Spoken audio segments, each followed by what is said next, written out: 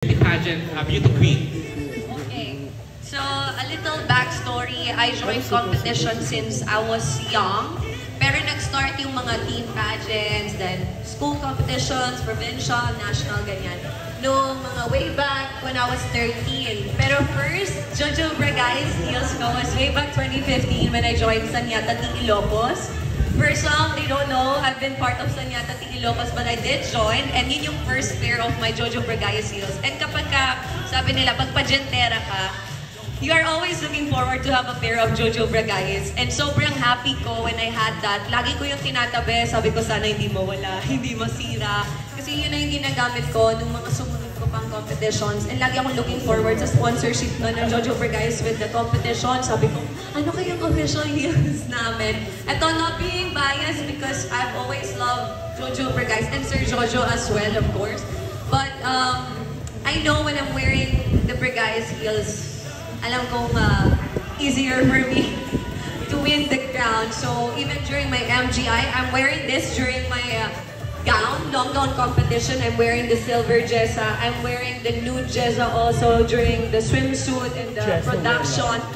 Jessa talaga ang aking favorite. Even Sir Jojo knows this. I love jessa. I know I can do all the turns, kahit 5 turn pa yan. Basta I'm wearing my Jojo Bragais. And at the same time, on the other part naman, as a coach, as a trainer as well, lagi ko rin siyang i-refer sa mga trainees ko to find which is the most comfortable shoes. Well, of course, yung Jojo Bragais, and then a lot more of options na pwede nilang paglaruan din sa heels ng Jojo Bragais. So, ibang level talaga yung na-bring na confidence sa akin, and yung pagiging comfortable ng heels na to whenever I'm on stage, I know I can do anything. Parang kumbaga para siyang power. Parang I feel like I can do anything basta I'm wearing my Jojo Bragais, and I always have it with me. Even during the coronation, I have like almost all the Jojo Bragais na meron ako just in case whatever happens.